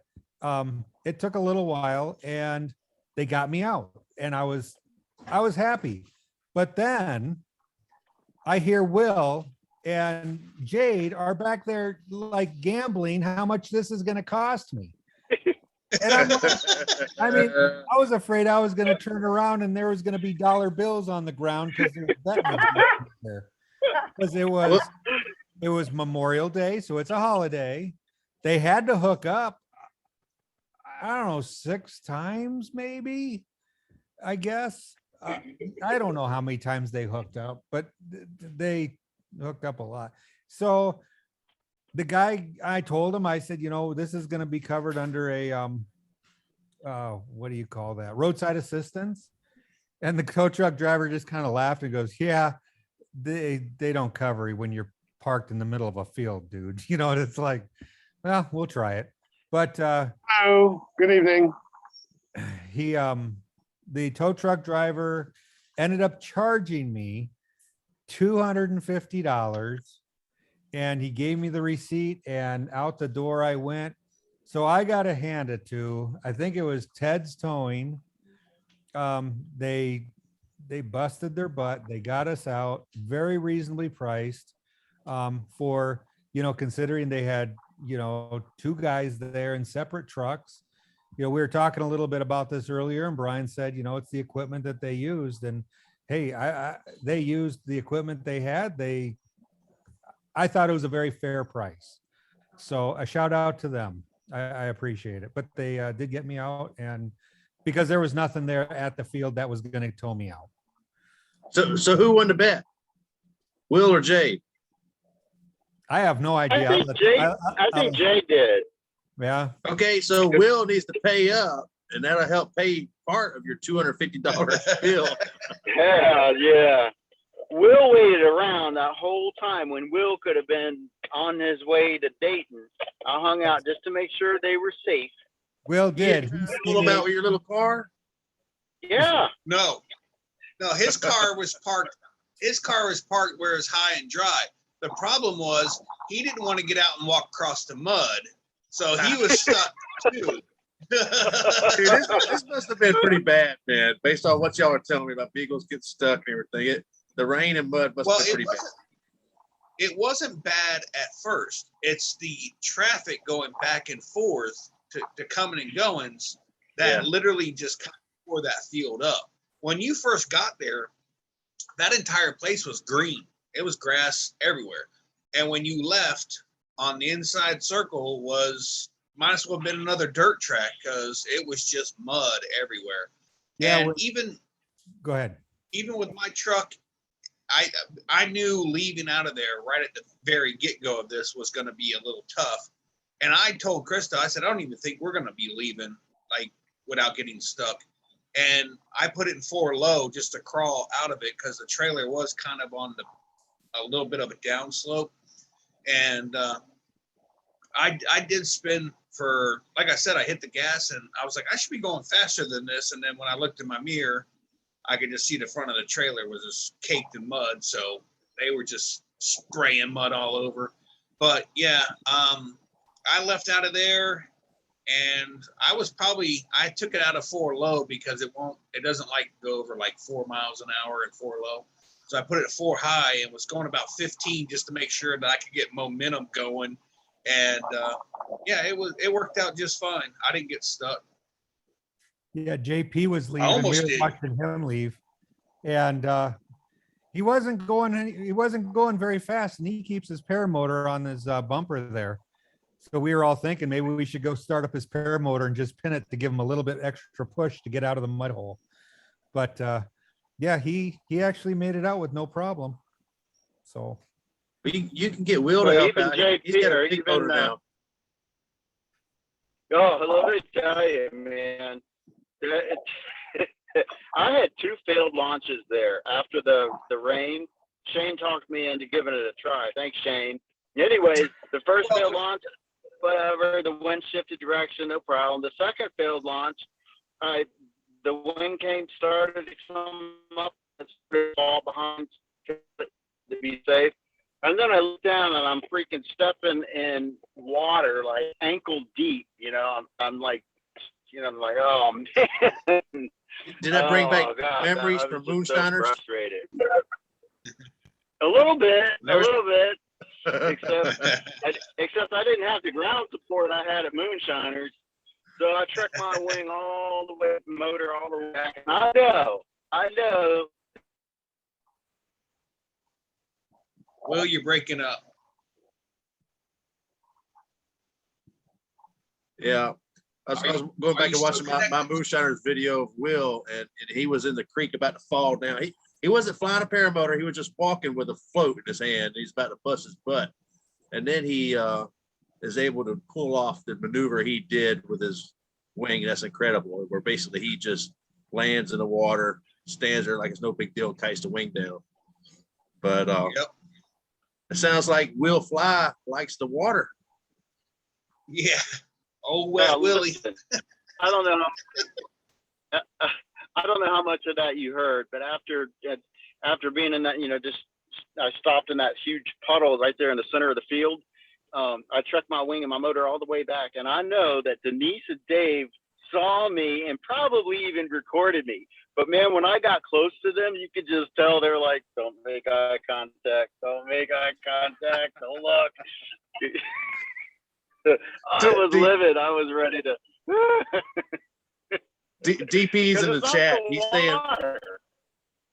He's saying Will Fly was saying some dirty words. It wasn't just the water. It was the combination of the water, the mud, and this ain't just the mud. This ain't just this ain't your parents' mud. This mud it would freaking stay. It would just grow and grow and grow. So anyways, DP came over and talked to me. Thank you, DP, for cooling me down and keeping me from killing everyone else. Appreciate it, man. yeah, so Hey, Will. Jade said that it was actually the bet that was going on with the tow truck driver, actually Kat, from Kat and Keith. She won because Jade was texting everybody. So she was doing online betting also. So that's awesome. Nice. That probably makes it legal in most states. Correct. Yeah. Hey, Will, are you saving your incident during flight or during landing for your video, or can we talk about it? No, you can talk about it. All right. Well, go ahead and explain it because I wasn't really there. I just heard about it. Okay, so when I go through my checklist and I put my paramotor on, I strap it on my back, I actually count the leg, leg, chest, chin, but there's a count to it, 1, 2, 3, 4, 5, so that I know that I've covered all bases. That's as I do it. Then I do the exact same thing, but I physically check to make sure that the leg strap is secure, chest, chin, that whole thing. So I did that. And then I launched. And as soon as I launched, my left leg strap came loose. So I'm dangling, it was all safe. There wasn't I can't call it was perfectly safe, but it could have been worse. I mean, gosh, if both of them came undone, I guess that would be a huge, unfortunate coincidence. But it made it very difficult to get in my seat, let alone impossible. So I tried to get in my seat as best I could. I couldn't. So I made the decision, hey, I'm just going to come back around and land at an unoccupied part of the field, which I did, uneventful. And, that's pretty much it. But it's the first time that I've had a leg strap come undone. So I decided, well, I want to make sure there's not something wrong with this buckle, because that is a possibility. So buckle out, and buckle was fine. There was no problem with the buckle. So that meant that the problem was in my checklist somewhere that because I know I checked that buckle, I pulled on it anyway, but it must have been in such a state that the way I pulled it didn't, give the tension required to pull it apart actually. So yeah, that's it. And Dane came up with a good solution to that, something that you do that may have prevented that from happening. Yeah, I do. So as soon as I get buckled in and I get the paramotor set on my shoulders right, it's adjusted everything, I actually end up bringing my knees up as high as I can, which pulls your leg straps really good. A lot more so than just pulling on them with your hand. And I do that a couple of times as I'm walking to my wing or just as I put the paramotor on. But when I heard him say that, that's the first thing I asked him. I was like, did you try lifting your legs up before? And he's like, no, I just pulled on them. And I'm like, all right, well, and everybody's taught differently. 100, there's no right way or wrong way as long as it works every time. And I mean, you could have had a piece of clothing or something stuck into that clip that, you didn't see. I've actually hooked in, I think it was my waist, one of my waistlines was hooked into my jacket, and on takeoff I heard it pop, and when I looked down I only had one of the I had 2 of the 3 connections still connected, and I was just like, holy crap. And then once I got up to altitude, I put my throttle down and put my other clip back on. But I don't actually have a checklist for that. Like, how you don't do you pull on that with your hand? Well, which buckle? The My waist, waist? yeah, I do. I sure See, do. it's the same thing. I pull on both leg straps and the waist, just like I'm doing the checklist all over, but I do it all over again, But the intent of the second time is to make sure that it's actually secure. Okay. Brian, you ever had this issue, or what's your procedure? Oh, well, let's see here. Oh, I'm not muted. No, I was actually just thinking about that when he was saying that, because I do leg, stomach, chest, helmet, and checking my straps on my harness. But I don't always necessarily pull on them. I make sure I feel the click when I engage them. But I was listening to Shane's talking about lifting your legs up to your chest. Of course, I've been, flying with my trike since I got my paratrike. I haven't foot launched, but so when you check your leg straps, you're standing there with the motor on your back and you lift one leg at a time to make sure it's tight. Yes. Okay. Yep. And you can actually feel it across your thigh. You can feel the strap getting pulled. And then I set that leg down and do the other one. And I think once before I had either my shorts or my pants in the buckle and it came undone. And then of course, you get another 30 flights of triple checking that once it happens, when you get a piece of material or something in there, it will click, but it won't lock in all the way. I take that back. I do tug on them a little bit, man. I don't do like Will was saying. He goes in and he checks his leg, chest, helmet, or neck, and then he goes back and double checks them by pulling on them. I don't do that extra step, but I actually, when I was foot launching regularly, I would actually check my leg straps before I landed every time, just to make sure. I don't check them either. I don't check them. Once I'm in the air, I don't check anything second time. As a pre-flight or pre-landing, I don't check that. It's held up so far during the flight. I was hanging it from it on takeoff, so why wouldn't it be good? But I've never, like I said, that's just the way that I do it. I lift my legs up just to kind of get some pressure on there. If there is a piece of material caught in there, it'll pull the buckle apart. But hey, while we're nothing talking about this, man, y'all just keep talking about this, and I'll put on a little background video for us to watch. All right. Hey, Shane. Yeah, it's not so much the pressure that I think it makes the difference as much as it is the right kind of pressure. So when you lift your leg, you're actually kind of mimicking the actual pressure, the force, the you know what I'm saying? The way it, right, the hanging. Yeah. So you're mimicking the right kind of pressure, I guess, instead of the pulling it from the inside out. I don't know. Anyways, I'm going to start implementing that into my checklist for whatever. I would suggest if you're going to use your hands that you pull maybe harder than what you've normally been doing. You know what I'm saying? Like, yeah. Instead of just like tink, it's going to be more of a pull to really, truthfully, those two are what's holding you into your paramotor once you come out of your seat. Yeah, they're definitely the most important. Yeah, that chest strap, or I'm sorry, the waist strap, that's going to be the last thing you grab a hold of as you're passing through it. If your leg straps come on.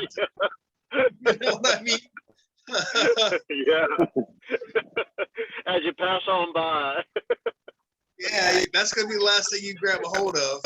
And you're just going to be like, oh, yeah. Look at Brian, dude. Brian's like, I got a good angle. Man. Let's stick to this side. How did that feel, Brian? I'm just having fun, man. I'm just having fun. Obviously, I don't get very close to any of them. There's one coming up here, I think, that I end up giving a little throttle and pulling some brake to get above. But I'm just having fun, man. This is a great field. I don't know how many bells are out there, but there was a lot of them. This is not the same field, is it? Yeah, I was here Sunday morning. I was there this morning. Sunday morning it was like 6:30. Oh no, that I broke my leg again? No, that you hurt yourself. No, it's not the same when I broke my leg in. DP just put in a chat, hay bale number 2, Waller strikes again. Yeah, good times, man. There's something very addictive about the hay bales down there. You're flying around at 1,000 feet. You're looking at this cool green pasture, these patches of woods, that water tower, and then you see that field that's got all those hay bales. You're like, oh, you're just drawn in, man. I'm not the only one, but no, I'm a little more cautious around it now. Yeah, I can't pass a field like this for nothing. I got to get down in it.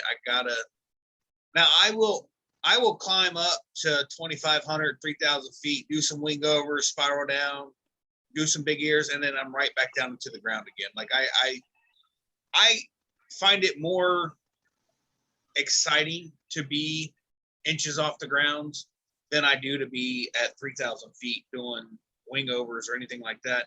I love kicking atop of trees, listening to the soybeans hitting my feet or whatever.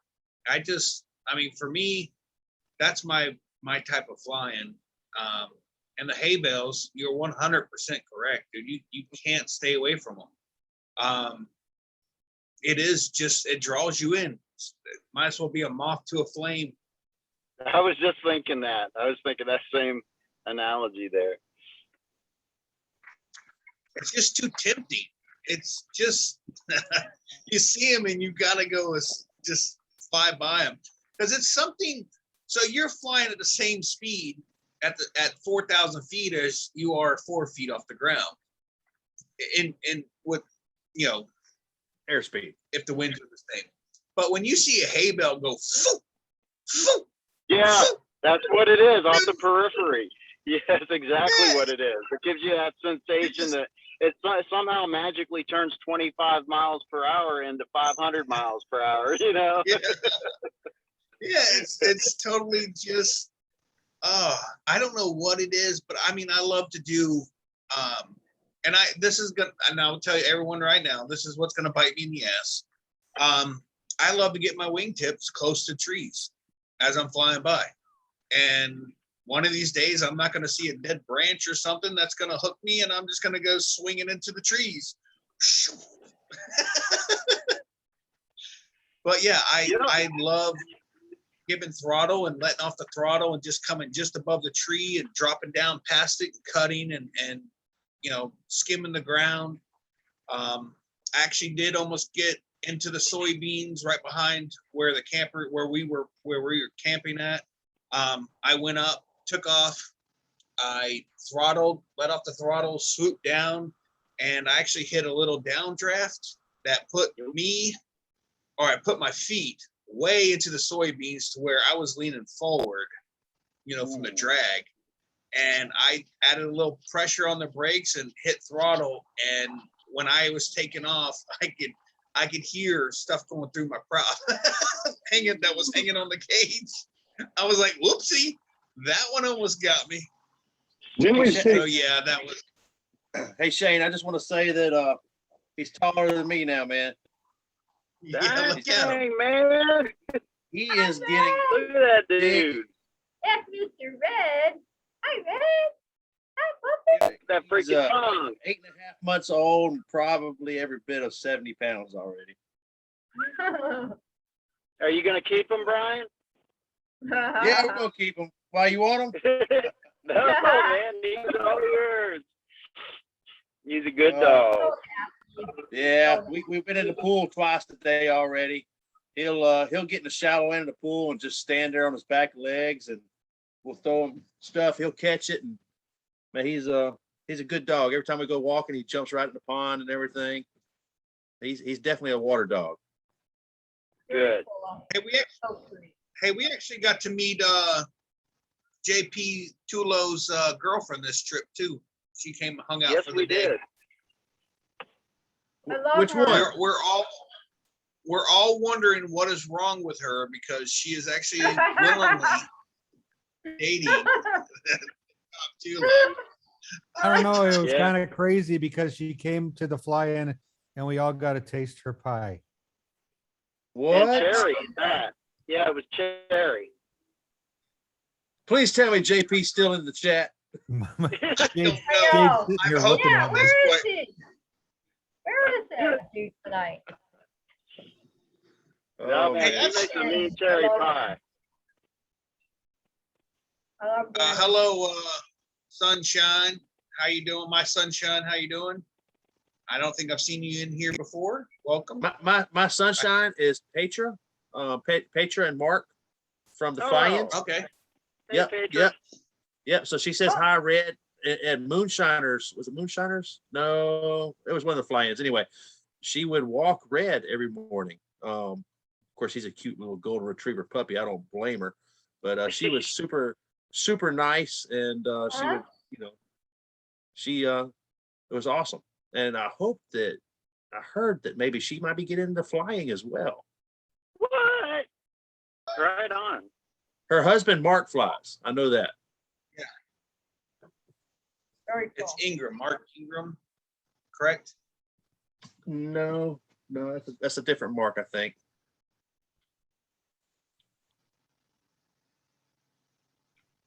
What am I thinking of? Who am I thinking of? No, Man. you're correct, Shane. It's Mark Ingman. Okay. It's Okay. his wife. All right. Yeah. All right. They're local She- to where I live. Yeah. Okay, He- appreciate the correction, Mark. I was thinking about Mark Putman. I was getting them mixed up.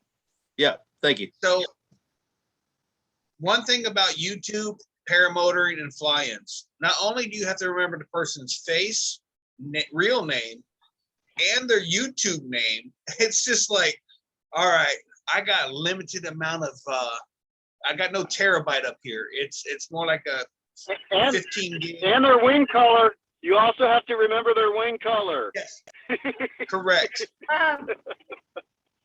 Yeah, until y'all keep getting new wings and changing your colors up. I can't keep up.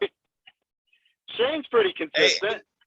Yeah, no doubt. 8 years from now, I'll still be flying the same wing. You'd be like, yeah, that's Shane. It's got the duct tape holding it together. It's all tattered and frazzled on the ends. What kind of brake lines are those? Oh, those are shoelaces. But she's still Oh, flying. Shane. They're hand-me-downs. We take whatever we can use. Yeah, right. He goes and hangs out and starts going through aviators, trash bags and oh, this one looked good. Well, bad. That is That actually bad. make a pretty funny video, Will. You could be Yeah. dumpster diving down there at the Redfield at Aviator and come out with an old wing. Teach yourself how to fly. Yeah, just get little pieces, parts of a motor, like the Cadillac, Johnny Cash Cadillac song. Yeah, you get a new student that chops up a wing. You go out there and pick up the little pieces and be like, I can make a wing out of this, and just start sewing them together. They're like ripstop my butt. Yeah, right. Hey, maybe you can just buy enough ripstock. It'd be cheaper just to cut out a big 2 sheets of ripstock, put it all together, and make a wing out of that. Yeah, man, it could be a single layer wing, right? I mean, can you imagine how light that would be? It would be awesome. Ah, Oh, there you go, Will. Will says, I got something Listen. going here. I'm willing to cheap out on a redneck hot shower, but I'm not willing to risk a redneck ripstock wing. Not this guy. I have to draw a line somewhere. Motor maybe, wing no. Yeah, right. They taught me at Aviator, said you got to have the wing to fly. You only need the motor to get up there. Yep. Yeah, you can put a a chainsaw motor on the back. I'm sure that'll get enough thrust to get you going. Be like Mike Myers, Yeah, right. or is that Freddie or Jason? I don't know. Mike Myers, Freddie, or Jason? It's one of those guys. Who wields the chainsaw? Oh, no, that was Jason. Okay. Yeah, Actually, Jason. Friday the 13th. Texas Chainsaw Massacre. That would work too. All right, Can I get a guys, chainsaw? I got a jet. I gotta put a little girl to bed and make sure that her homework is all done, and I gotta be a parent. Jade has homework Oh, tonight? Yeah, Jade has homework. Gotta make sure it's all done. Hey, I thought until you said little girl, I thought you were talking about Jade up until the little girl part. I was like, never mind. I know what's going down tonight. Yeah, right. Role All play. right, Uh-oh. guys. All have a good time. Have a good night. We'll talk to you later. All right. All right, Eric. See you, Eric. All right, bye. Good night. Yeah, sorry I missed Mark, all you what was guys. the highest? What's that? Sorry I missed all you guys in this flying, man. No doubt.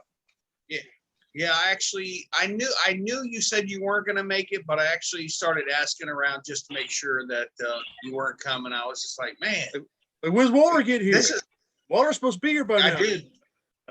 I said, is Brian coming? No. Are you sure? Yeah. All right.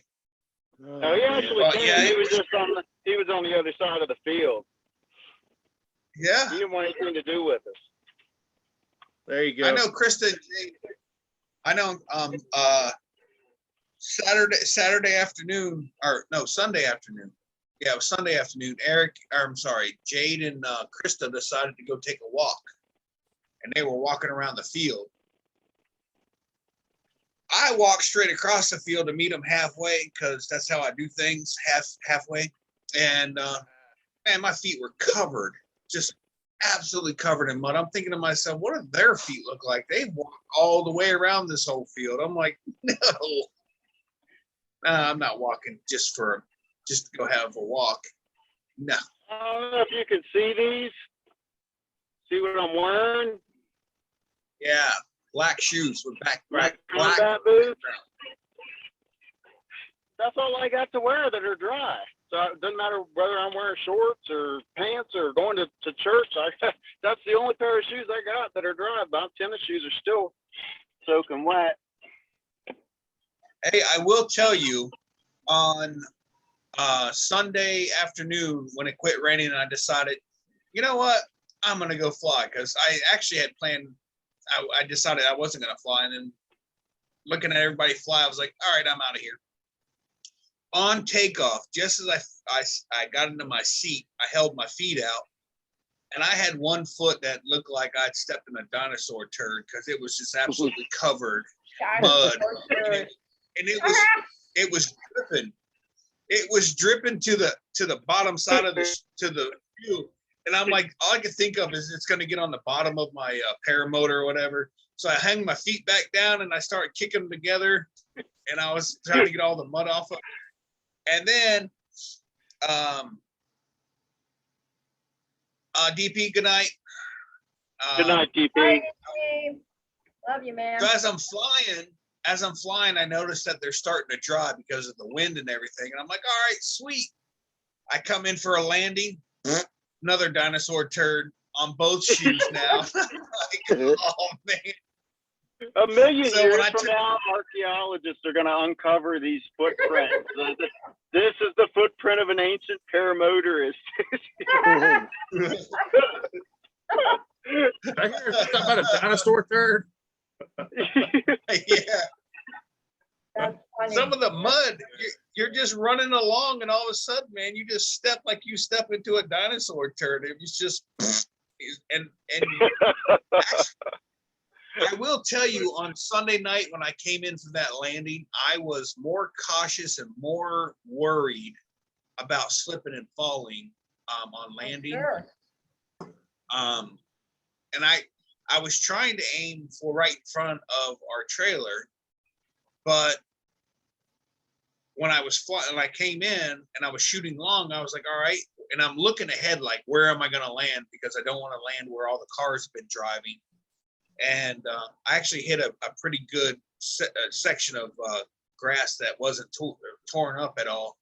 But I still did not, I mean, I didn't slip, but that definitely was on my mind. I could just picture just both feet out in front of me and coming down on my butt and just sliding in. Yeah, that was a concern of mine on that flight. Dude, that's crazy. The other day, I was literally aiming for the center of the runway, and this is what happened. And I think that you've seen this video. Is this So your high basically- wind one? Yeah. So I'm coming in. Yes. Oh, no. We're gonna go back up and go up 30 feet. Drop down. I'm full throttle, man, trying not to crash into the ground. It's not as Wait, good you're- without the audio, but Are you basically, full throttle the whole time? no, I'm working the throttle. Let's see. Let me stop the share, restart the screen share with audio. Hey, we got Dave Wolf in the house. What's up, Dave? Oh, I think he's coming in behind me. All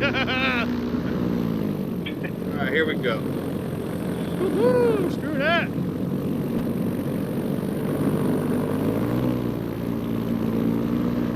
So this is by far the most. Whoa! Gust front. Shit! Shit! Full throttle.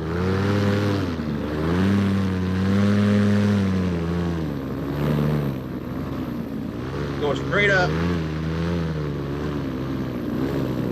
Look at that grass.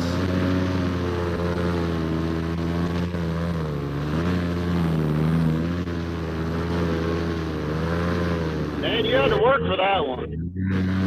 Yeah, it ain't over yet. I'll say he's still working.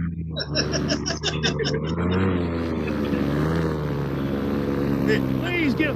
Please go away, Gus Fry. Look at those trees, But it man. wasn't working out, obviously. In the last minute here, finally I get a nice slow descension, and I feel the wing. But Please, check out Gus my, Front. yeah. Oh man! So check out my buddy's landing. He takes a collapse on his wing. You can see it pretty clearly. Down at the bottom of the side, you can see me trying to land, going all over the place.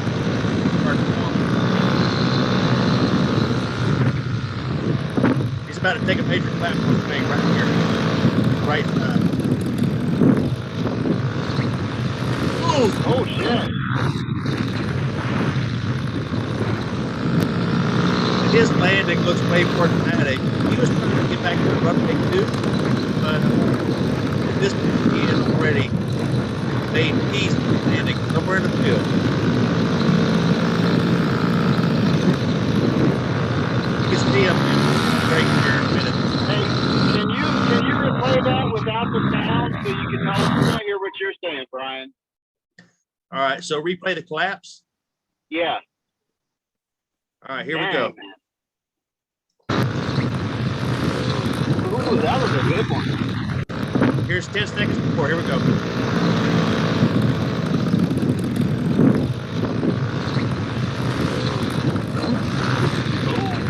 Oh yeah.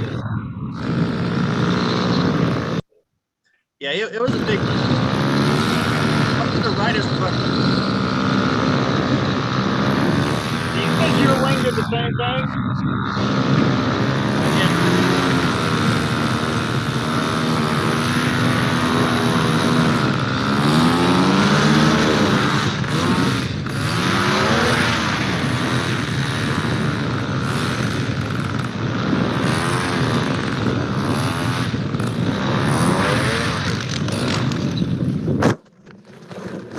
Oh, okay, that's just the chase cam. But did he crash? Yeah.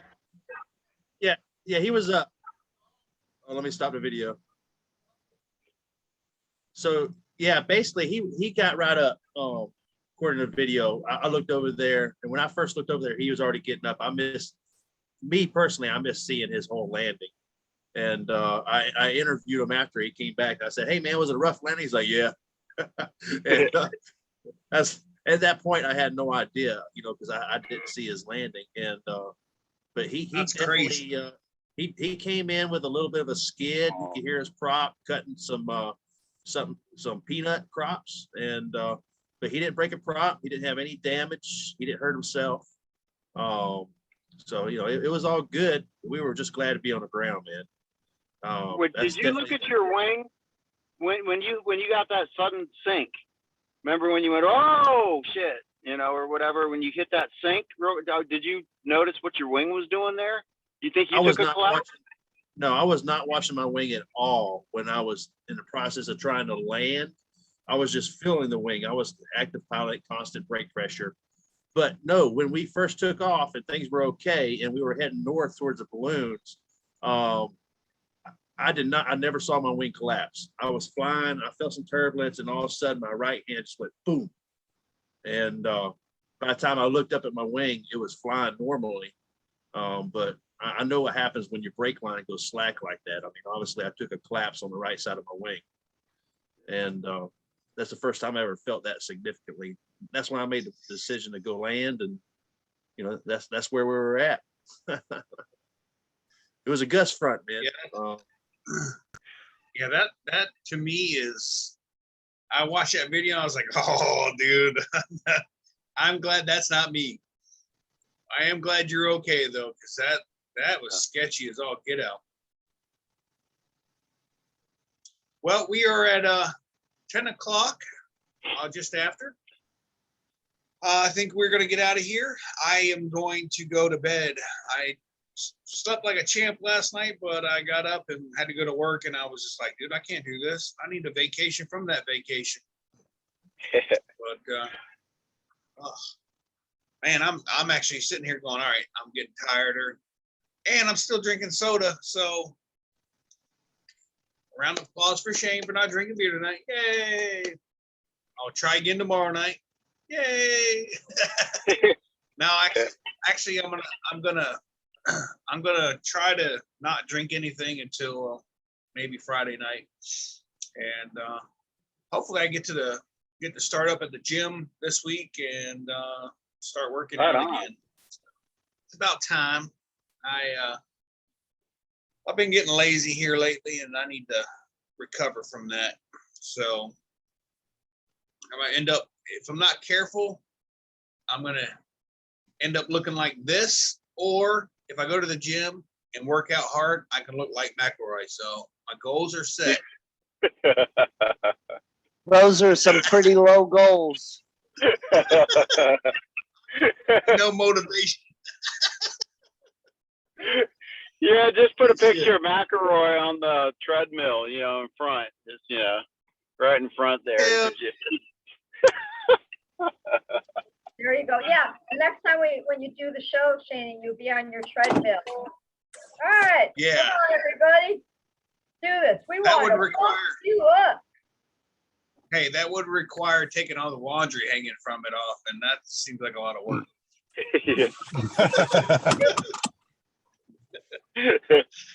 you guys. All right, guys, let's get out of here. Tomorrow night we have Jade's show. Girls Just Want to Fly starts at 8 o'clock Central or Eastern, 7 o'clock Central. She has a guest for this week. I don't know who it is. I forgot already, but we will see everybody there. Yep. Thank you, and have a, well, wait a minute, don't. All right, now I can say thank you guys and have a great night. Good night. Love you guys. Good